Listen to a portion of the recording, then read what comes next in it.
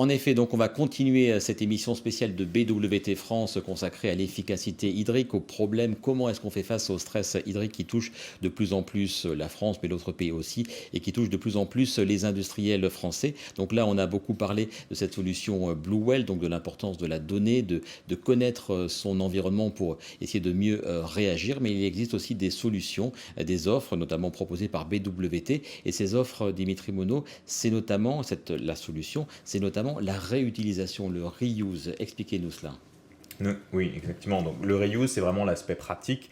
Donc, une fois qu'on a toutes ces données, on va pouvoir réutiliser l'eau à tout endroit du site. Donc, chez BWT, on applique ce qu'on appelle la stratégie des 3 R. Donc, c'est-à-dire réduire donc à la source avec des technologies plus performantes. Ça va être réutilisé, donc réutiliser l'eau d'un process A pour aller dans un process B, avec ou sans traitement. Et ensuite, en fin de chaîne, recycler. Donc, réutiliser l'eau, par exemple, d'une station d'épuration pour la réinjecter dans les procédés ou les utilités. Alors donc voilà, ces trois R. Les types d'eau nécessaires en entrée, en sortie, ça a peu d'importance dans la réutilisation. Alors, c'est vraiment là aussi le nerf de la guerre, ça va être la donnée d'entrée. C'est-à-dire, en fonction de la qualité d'eau que l'industriel va nous donner et de l'usage qu'il veut en avoir, différentes technologies vont être mises en place pour justement arriver à la qualité d'eau souhaitée. Un mot dont on parle beaucoup depuis le début de cette émission, ce sont les réglementations. Est-ce qu'elles sont spécifiques là, dans le cadre de la réutilisation? Beaucoup de réglementations, beaucoup qui se mettent en place également. Alors là, aujourd'hui en France, on est vraiment en retard, notamment sur la réglementation au niveau des industries agroalimentaires. Là où certains de nos voisins, pour ne pas les citer, les Belges, peuvent faire de la bière avec de l'eau recyclée. Aujourd'hui, ce n'est pas le cas en France. Donc, on est vraiment restreint sur la partie agroalimentaire, sur l'utilisation de l'eau recyclée pour les utilités, quand elles ne sont pas en contact direct alimentaire. On a un peu plus de souplesse pour les industries chimiques ou d'autres secteurs d'activité où il n'y a pas d'alimentaire. Et pourquoi ces restrictions? Vous dites on est un peu plus restreint. Pourquoi? Quels sont les freins? Et quels sont les freins qui peuvent être levés? Alors, ça va être vraiment le principe de précaution en français qui est très implanté sur le territoire, notamment avec les agences régionales de santé. Et c'est des réglementations donc françaises, j'ai bien compris, mais est-ce que les réglementations européennes ne s'imposent pas, ne passent pas devant et sont peut-être un peu moins restrictives? Alors, effectivement, les réglementations européennes sont moins restrictives, cas de nos voisins belges et aussi de nos voisins anglais. Mais en France, malheureusement, voilà, la loi française donc, prime sur la loi européenne et aujourd'hui, voilà, on est Elle restreint. prime encore. Et vous êtes optimiste sur l'évolution de ces restrictions ou est-ce que ça va être encore compliqué? Est-ce qu'il faut batailler au quotidien? Est-ce qu'il y a un vrai travail, pourquoi pas, de lobbying pour lever une partie de ces restrictions? Effectivement, donc c'est quelque chose qui se fait aujourd'hui à travers les différentes fédérations, notamment agroalimentaires, donc de batailler pour recycler l'eau au plus proche du process. Donc c'est des choses en cours et on espère que d'ici quelques années, on en verra les fruits. Dans cette partie, on va parler beaucoup des solutions, les solutions offertes par BWT. Donc, il y a donc à la fois, vous allez nous les détailler, il y a le reuse et le plug and reuse. C'est quoi la différence entre les deux?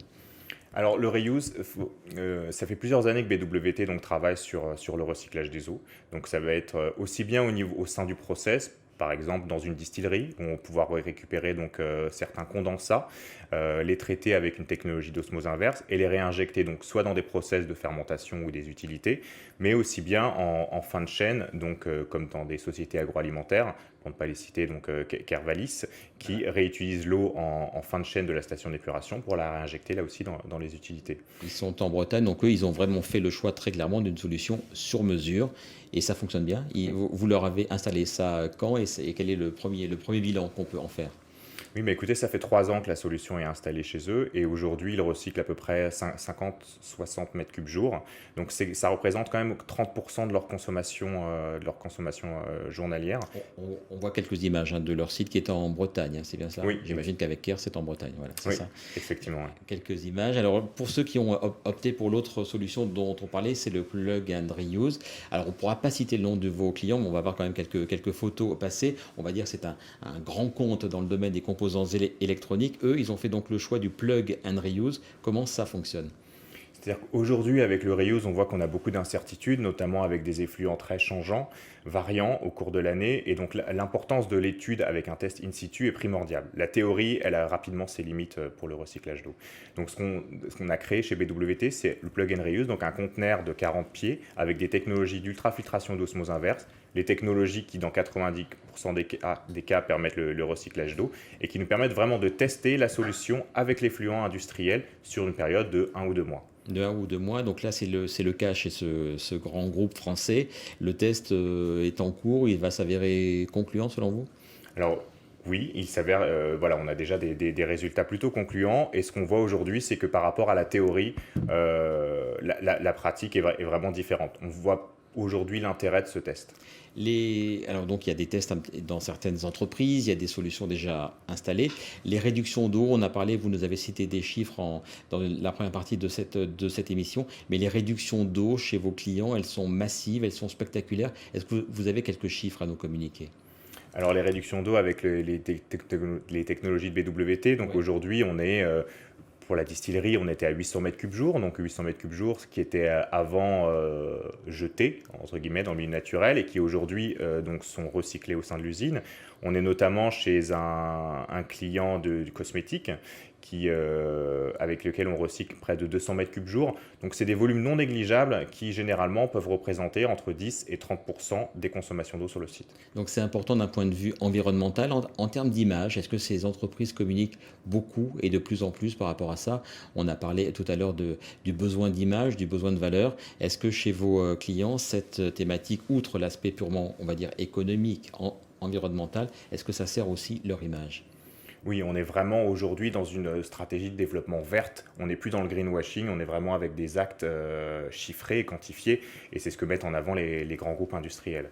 Les perspectives de développement des deux solutions dont on a parlé, donc le reuse et le plug and reuse, vous avez du côté de BWT de fortes perspectives de développement? Oui, alors aujourd'hui, comme le disait Jean-Emmanuel d'Aquasset, on assiste depuis 6-8 mois à une réelle prise de conscience des industriels, notamment face à cette crise sanitaire. C'est l'occasion de relancer l'industrie, mais plus verte. Et prise de conscience, encore une fois, tout secteur d'activité confondu, ou est-ce que des secteurs d'activité, on a beaucoup parlé de l'industrie agroalimentaire, sont peut-être un peu plus sensibles? Il y a eu un phénomène qui est en train de se renverser, mais un petit peu d'agribashing. Est-ce que ces industries ont encore pris conscience, on en parlait il y a quelques instants, de l'importance de l'image et des valeurs?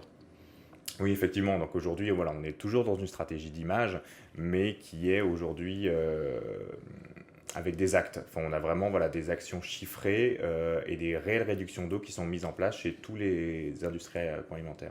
On va terminer cette séquence, si vous voulez bien, Dimitri, par quelques questions interactives, comme après chaque séquence. Alors, une question d'Agathe. Quel est le retour sur investissement? C'est vrai qu'on a parlé d'image, mais il y a aussi des impératifs économiques. Quel est le retour sur investissement que l'on peut espérer en installant l'une ou l'autre de vos solutions? Alors, il faut savoir qu'aujourd'hui, le prix de l'eau en France est vraiment très faible. Donc, on est généralement sur un prix de l'eau avec de l'eau de vide inférieur à 1 euro.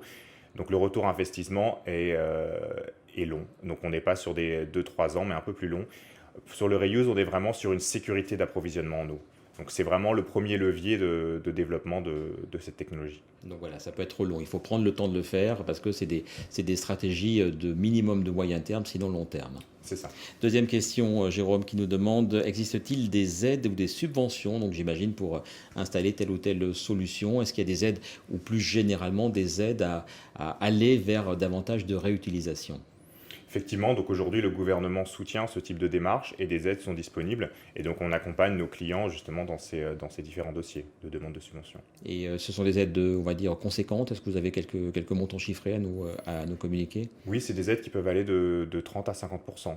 Donc non négligeable pour ce type de projet. Et vous poussez, donc quand vous installez, quand vous proposez vos solutions, vous le couplez avec cet argument de l'aide ou des subventions? Exactement, on fait un accompagnement complet avec le client, donc de l'avant-projet à la demande de subvention.